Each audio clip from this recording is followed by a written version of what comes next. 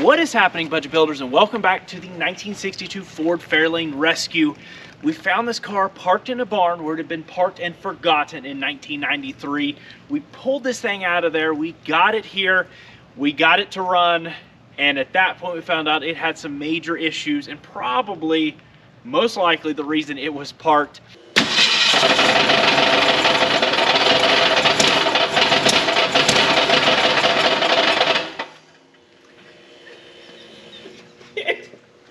Whoa! We then went ahead and did a full exterior detail, and the original paint on this car has turned out beautiful. This is such a pretty little car. But in today's episode, we're going to figure out what kind of mechanical issues we have going on. We're going to try to fix them, dial it in, and attempt to take this thing on its first drive in 30 years.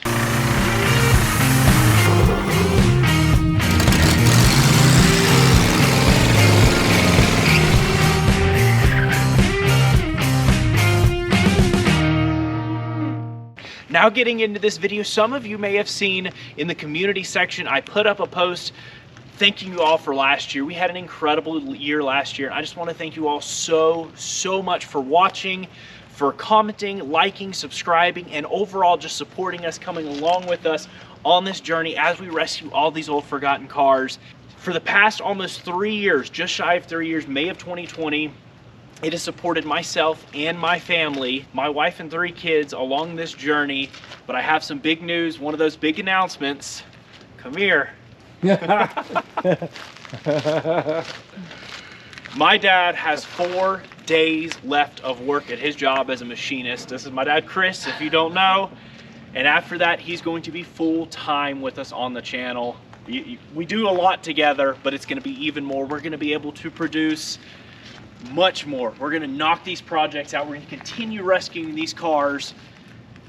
It's been tough a little bit by myself during the week trying to get these things taken care of. You know, a lot of this stuff, especially the major things, take at least 2 people. And so a lot of times we wait until the weekends, and I work late and he has to work all week and then on the weekends. Well, that changes. We get a normal schedule now, but we do that, and we're going to bring a lot more content to y'all. So I hope you all are excited about that. It may not be, that announcement may not be huge for some of you, but for me, it's awesome. It's going to make things around here so much more fun, and we're going to really start pushing some content out. I don't know about y'all, but I've just got to know what in the world is going on in that oil pan. What is all that noise in this motor? When we drained the oil in this thing, it was so clean. The oil plug was super clean. I mean, no trash anywhere, no metal, no debris. It just doesn't look like a spun rod bearing to me. And it's such an odd noise. It's like there's something in there. So go ahead and take your guesses now, because we're gonna see if we can figure it out. Dad's idea was maybe that the screen, the suction tube screen on the oil pump fell off or something and is underneath one of those connecting rods getting hit. Maybe it is just a spun rod bearing. But I'm gonna go ahead and climb up underneath this thing, and to start with, let's go ahead and drain that oil back out. They're wearing gloves, you know what I mean, business. Just absolutely as clean as can be.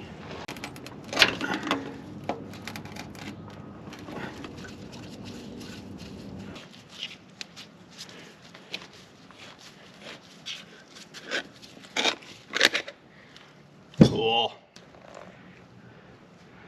There ain't a darn thing in there. Something's gonna stand out. It's gonna be odd, because that is clean as it gets. I mean, no bearing material.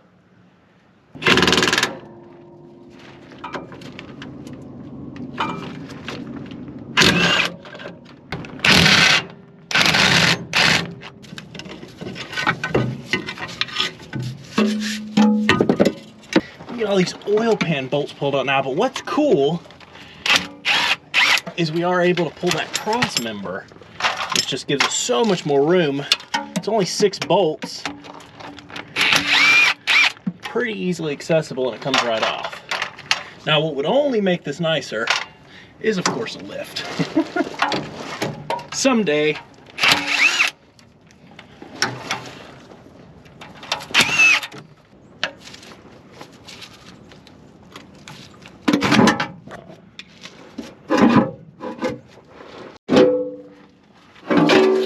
There she goes.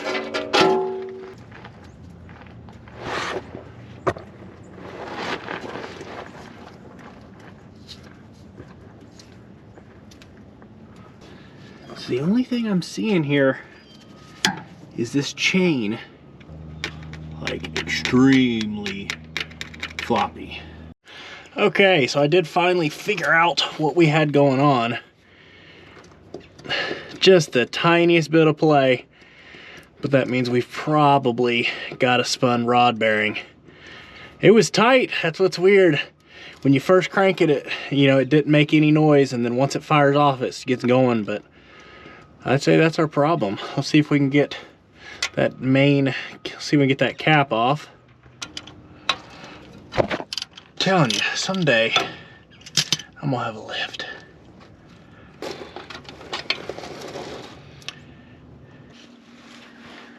Oh, so there they are.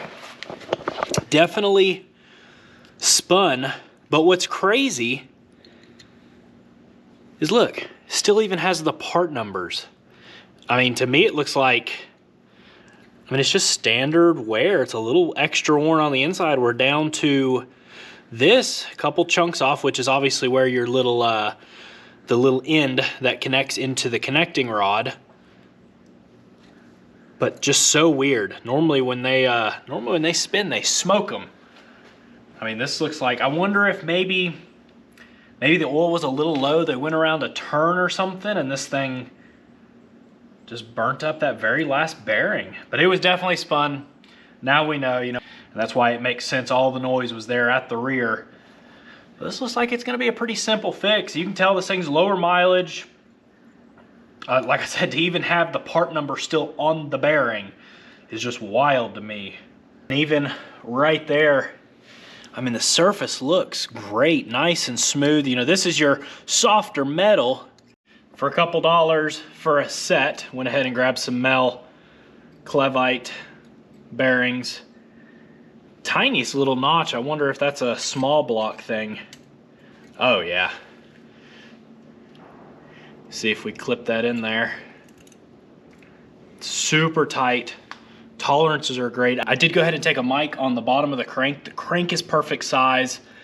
I think it's just one of those things. Like I said, it's just one of those random, everything's so tight and looks so good in the bottom end of this car that I don't see any point in having to rebuild the thing. I think it was just a freak instance. It's just kind of one of those things. Every now and then you'll spin a connecting rod bearing, but this will be easy. We'll get this cleaned up, we'll put it back together, and I think it'll do okay. So I don't want to forget to put some engine assembly lube on stuff when we get it all back together here. I mean, you got kind of the old caked on look, but everything under here. That's why it was so confusing. Even that one wasn't that bad. But everything else just looks great. Bottom of the pistons, I mean, they don't have a lot of wear. Cylinder walls look really good.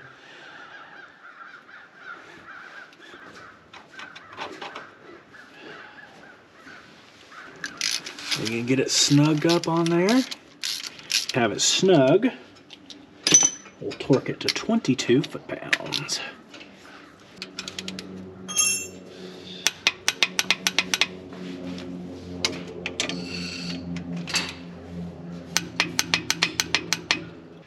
With the bottom end taken care of now, I am pulling everything off the front of this motor. Oh my gosh, I have got to get a 6-point.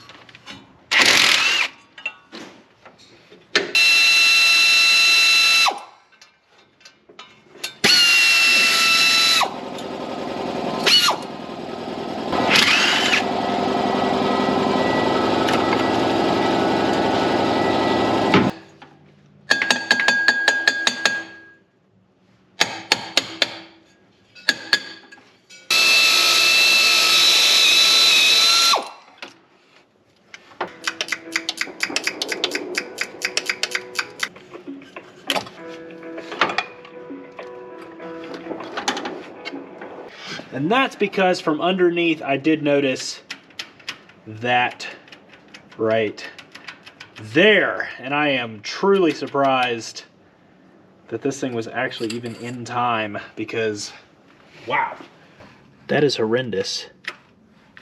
That's an inch and a half of play, probably. So, figured while the pan's already off, because it's going to be so much easier to do, let's go ahead, clean up in there, put a timing chain on this thing. At this point, we probably should have just pulled this thing out and rebuilt it, but now that wouldn't be any fun, would it?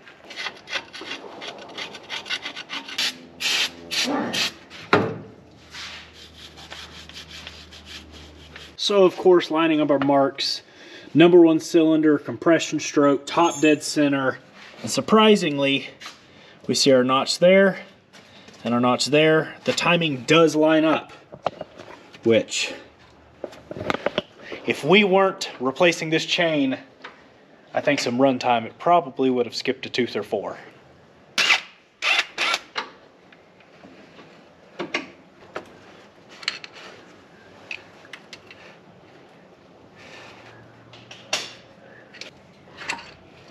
Easy peasy. Gear looks great.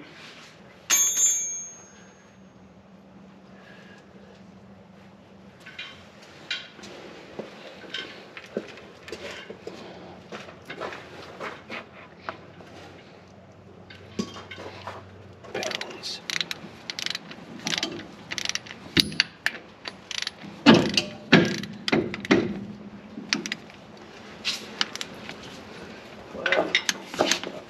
I've gone ahead and got the timing cover all degreased, reshot and everything, and obviously this is forged semi-gloss black. Pretty happy with the outcome, but there's a few things we need to address. One of those being the front main. So we have a 1.5" socket, goes right there. Quick little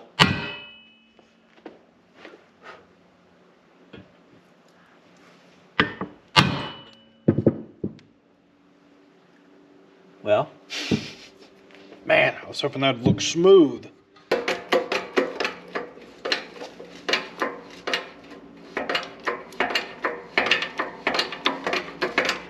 Much easier. Going back in, I have this little piece of aluminum stock.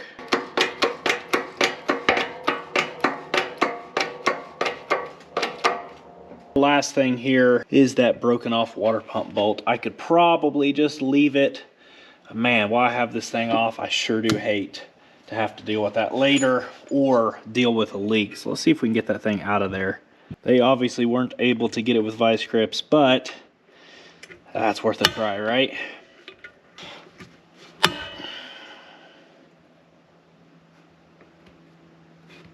Yeah, that's a nope.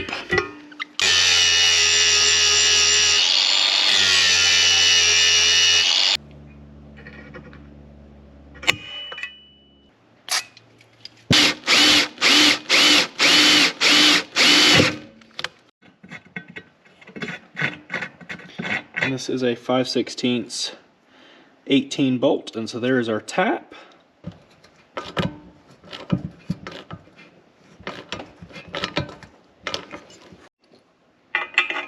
Is it perfect? No. But I do feel a lot better about it. Our chain looks so much better. We got our wiper on there.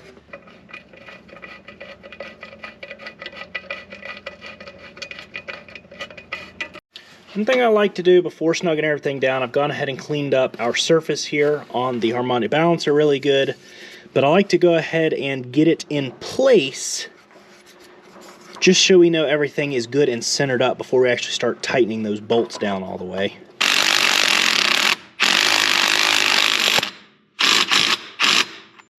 And torque on the timing cover is only 13.5 pounds, so basically go shallow on your ratchet, snug it up.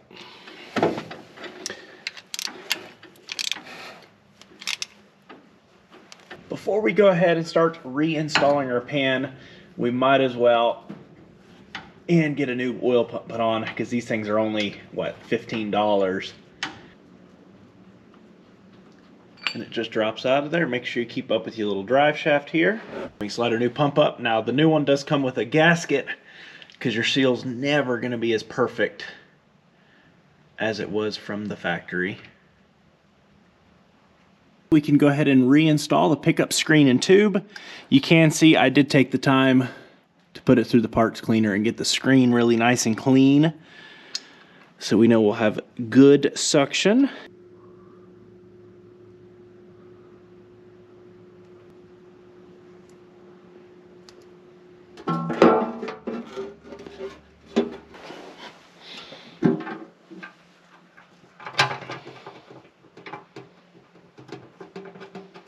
One of the last major front pieces on the motor here is, of course, the water pump. Of course, some of these do go into the water jacket, so we want to be sure we have some thread sealant on there.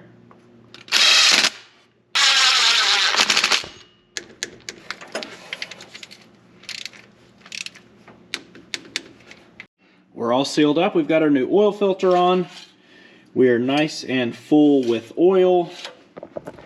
And before I go any farther, I do want to go ahead, let's spin this thing over, verify the oil pressure picks up pretty quickly and it looks good. And we might see if it pops off, because I hate to go much further and that not be the issue, because obviously that bearing was bad, but not that bad, if that makes any sense. Everything in there looked great. Hopefully that took care of our problem though.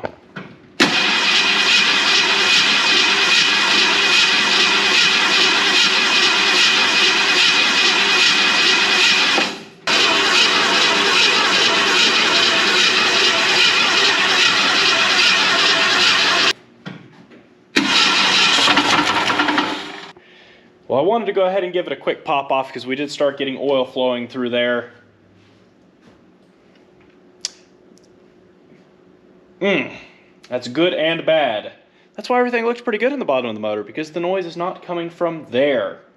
It is behind it. I'm afraid it's in that transmission or in between. I think that's probably going to have to come out next.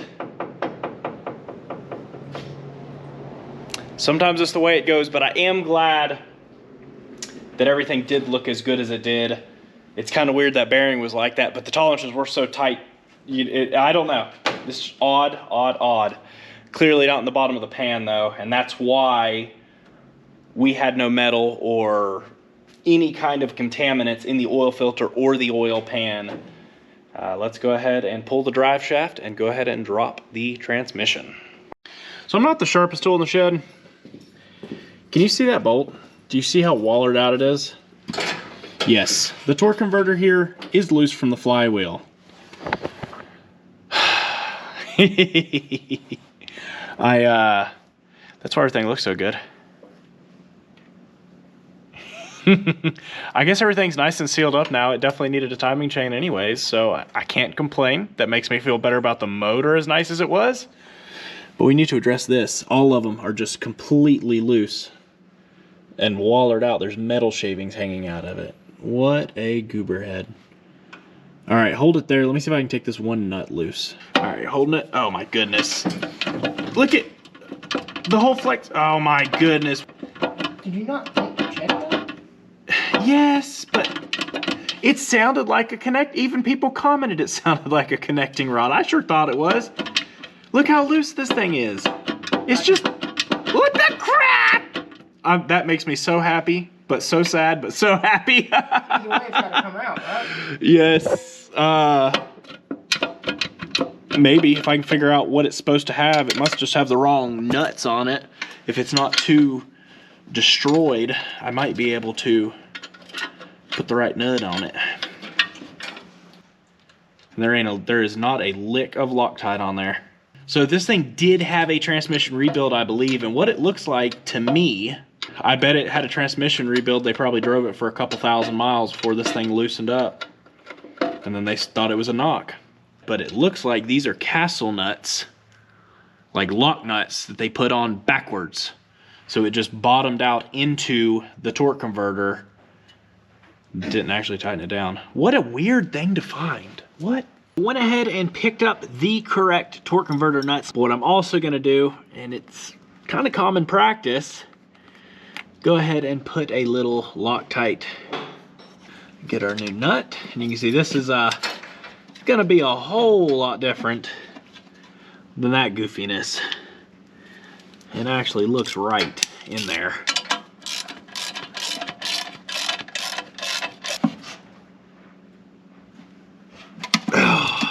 tighten the badookie out of it. Hold on. Oh, baby. Go ahead.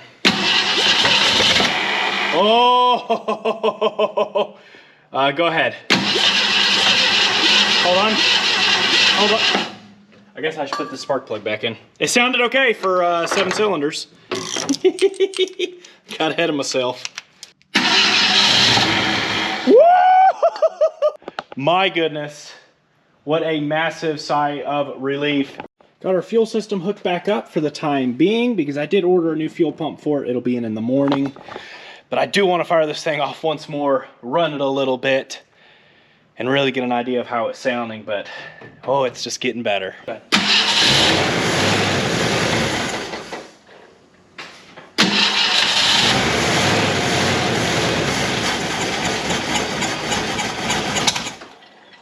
The next things on the front of this motor that I want to go ahead and get back on so we can have our own fuel system is the fuel pump. So this is the factory. Now something that is nice is this does have electric wiper motors. This was kind of right around that era where they were either electric or vacuum, and whether you get this style or the double one that has the vacuum pump deal in it, they're special order, virtually non-existent. So I was a little worried about getting one of those, and I hate to buy one even new old stock online because, you know, that's a diaphragm in there. After so many years, it's dry. What I was able to find, this is a little bit later 289 pump. And as you can see, it's way different.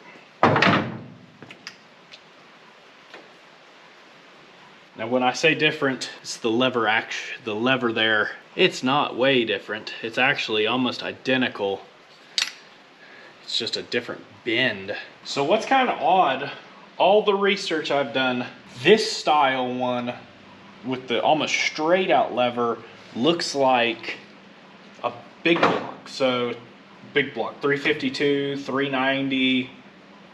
So I wonder if this is even the right fuel pump, because this is small block and apparently they're all the same. No.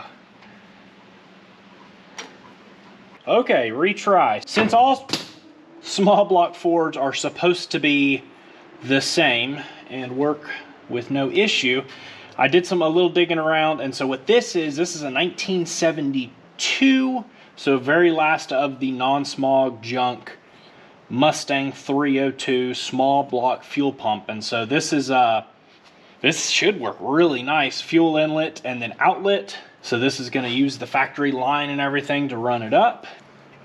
And we have plenty of clearance underneath now.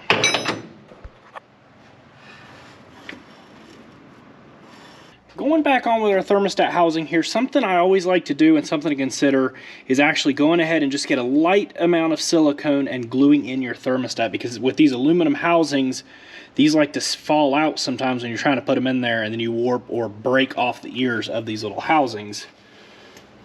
With the fuel system up front taken care of, it is time to address the back here, and that is the fuel tank.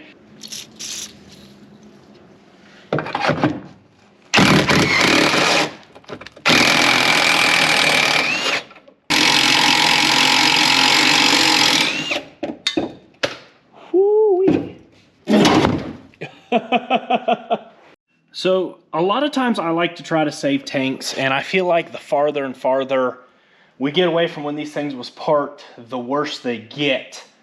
I knew this tank was bad, but I didn't realize it was this bad. I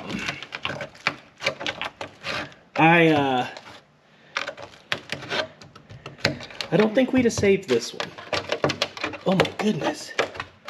Oh my goodness. What's crazy is underneath the car is perfect. So this thing rotted from the inside out. Oh my gosh. I don't know if I've ever seen one that bad. I thought the Galaxy one was bad. I have never had a tank this bad. Look, it's literally mush. What in the world? Did they run this, try to run this thing with water? Look at it! It's just gone, the whole inside. All that's on it is the little coating. With the pan wiped off, this trunk band is nearly perfect. You see some primer coming through, or it might even be bare metal. I am going to go ahead and hit that with a little bit of paint just for the heck of it, just to be safe. But man, this car is so solid. All, you know, just light surface rust everywhere, but it's just so incredibly solid. I didn't get nothing. Oh yeah, that's good. Nothing? Nothing. Perfect.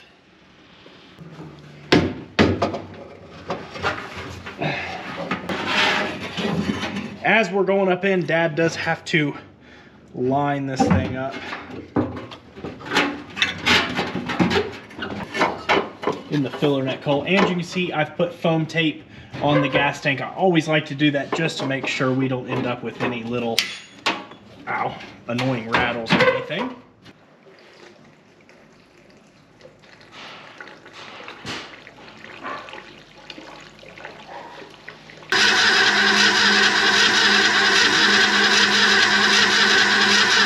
There we go. Some fresh coolant and maybe we can run this thing for a little bit. Well, it's taking plenty of coolant until kind of forgot to hook the heater hose up here.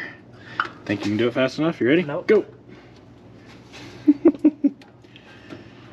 I guess we'll hook it up to the heater core and probably fill the floorboard, but heater hose is on. Thankfully, it was actually full of coolant still, so hopefully that means it'll last a little while. It'll probably blow out. Yep. Okay. So we've gone ahead and I got this loop for the time being, and when we do some of the interior, we'll go ahead and order a new heater core. Now, I've been asked in the past why most of the time I go ahead and just loop them, and that's why. That's why I normally just loop them, because even if they look good, they normally aren't, especially after sitting for so long. And so pretty easy though, our lines are still in place. I just loop this one, loop that one, and when it comes time, we'll put a new heater core in and then hook them back up. Not a big deal.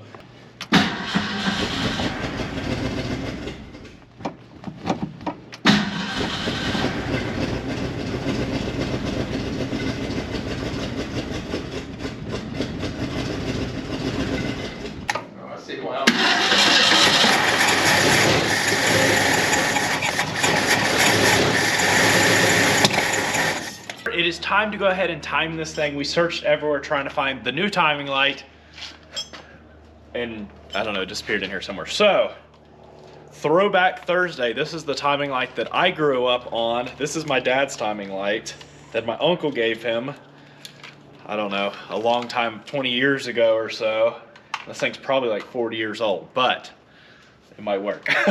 We're gonna try it out. It'll get us timed, right?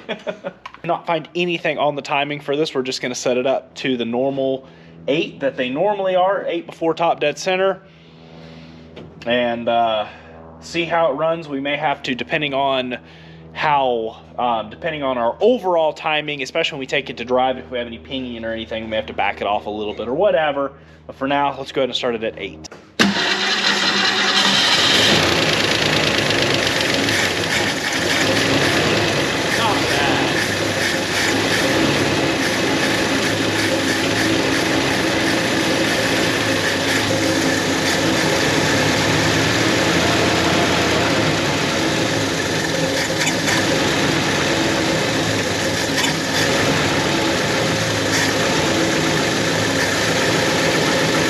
See if we get some warmth in it. Actually not bad.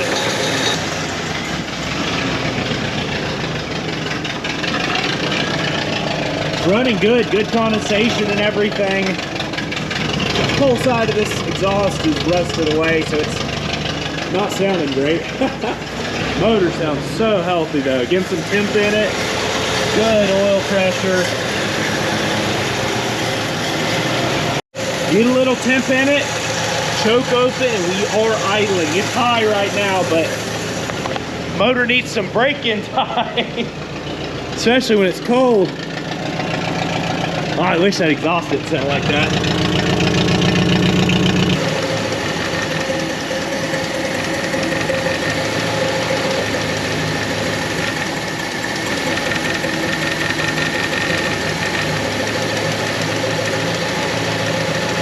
With the motor starting to sound pretty good, I think it's time we take care of these brakes. Otherwise, we won't be able to stop if we drive.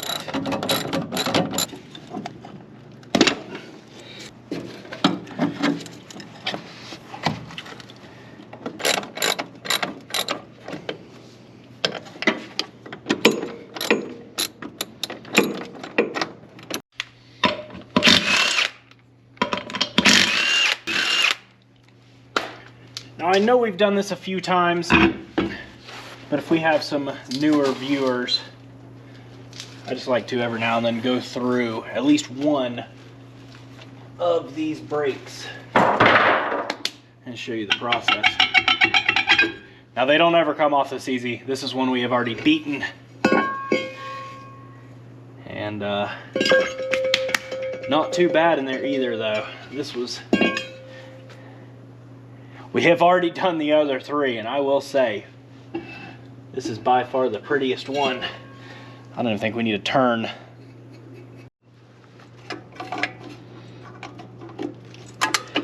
First thing I like to do is get our little keepers taken loose.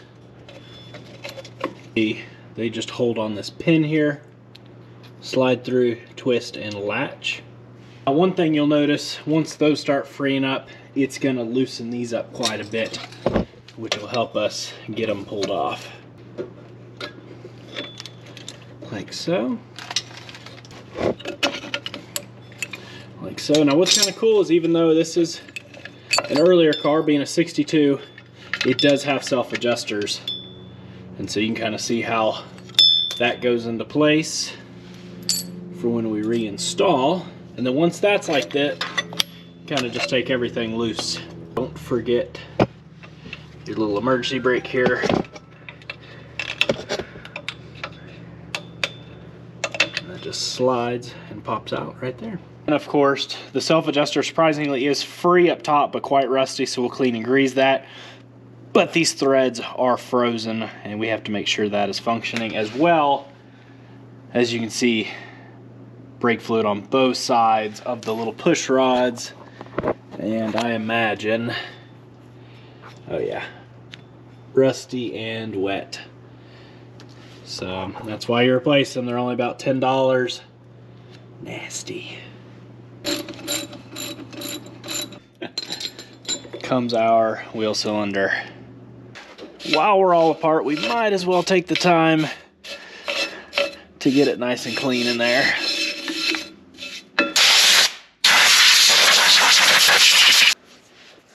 One thing we always like to do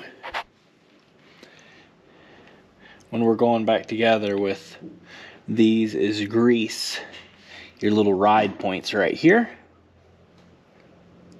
And that should help with squeaking. Now I'm gonna go ahead and stick our shoe on. Now one thing to remember, you have a shorter pad and a longer pad. Always remember BB, big back, budget builds. So with that, the large one always goes in the rear on all your drums. And it just latches in.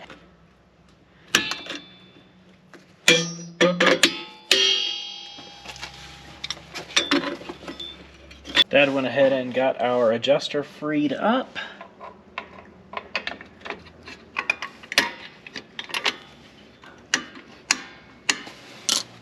Even though we do have self-adjusters, those take a long time, and especially for your first drive, you want some brakes.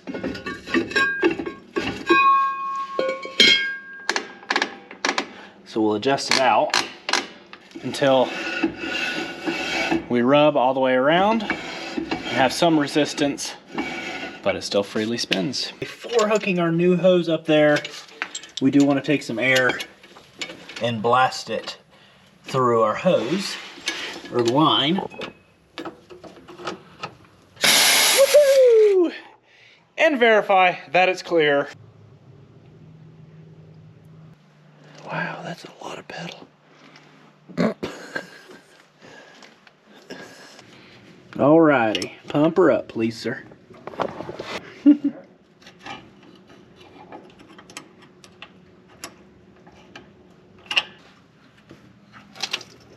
I'm starting to get a little pedal. Nice.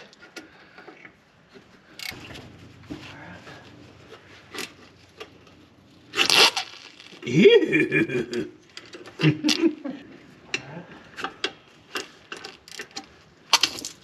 Oh, that's perfect.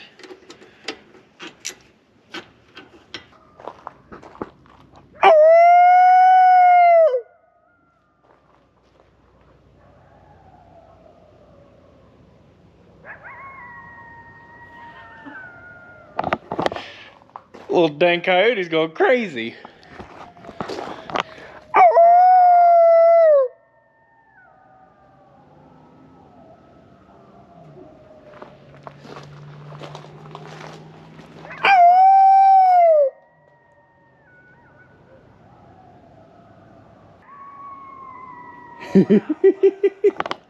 They were right there.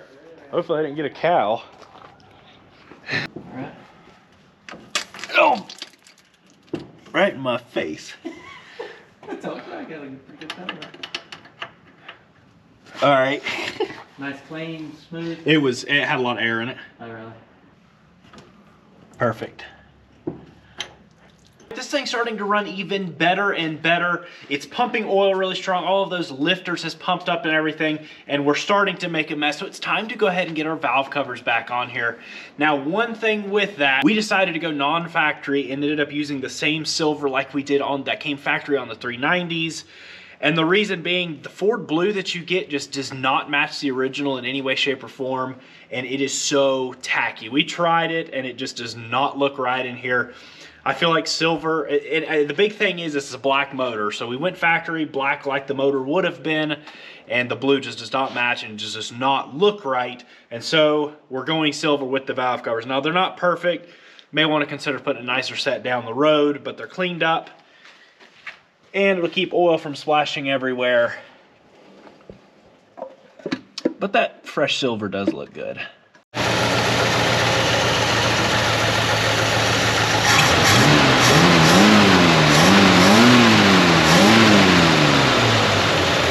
Go ahead.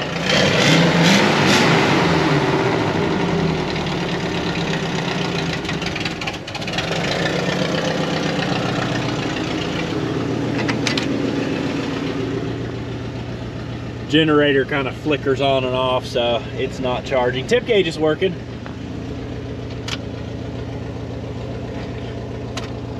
I think this little car was parked and forgotten, maybe left for dead 30 years ago, and sounded terrible. I mean, as of yesterday, got all that work done, got it back together, still sounded horrendous, but now it's back together and it sounds great. Great run a little motor. 30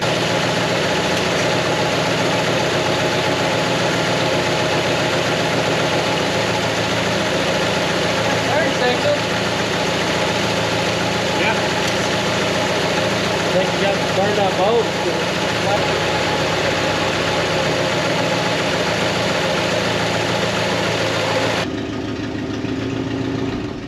Oh yeah.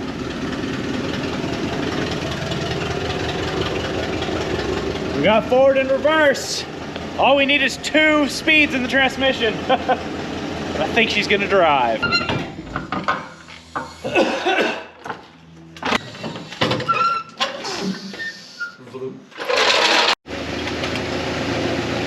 what this thing does.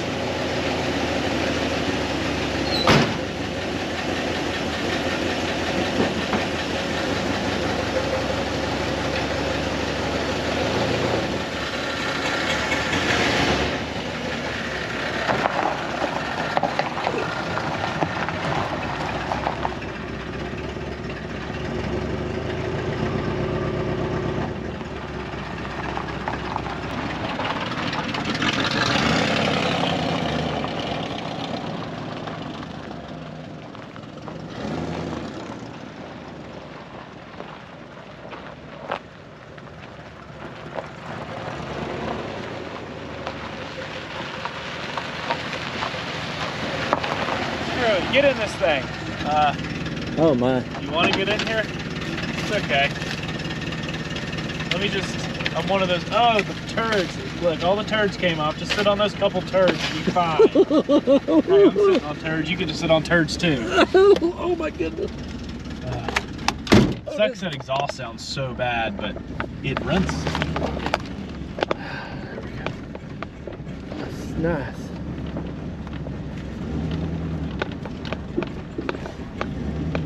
Carburetor's touchy.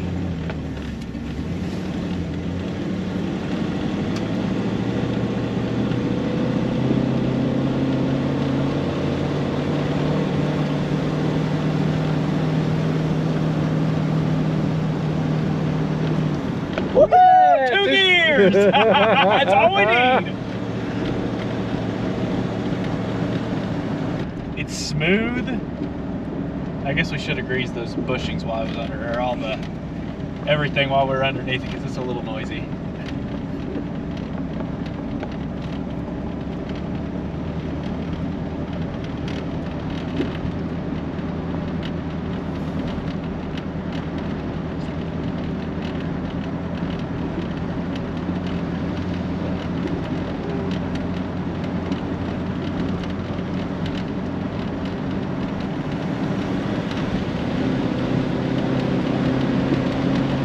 It is not a hot rod.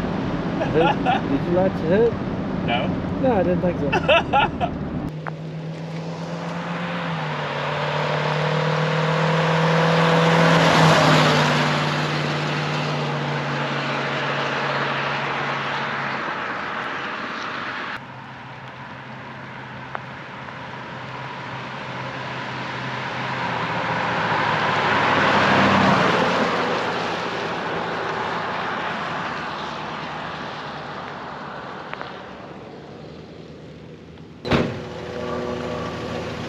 Not too bad. A pretty little car. Carburetor is definitely a little touchy. Exhaust is horrendous. That's great. That means we get to build an exhaust for this car, and I actually really enjoy doing that.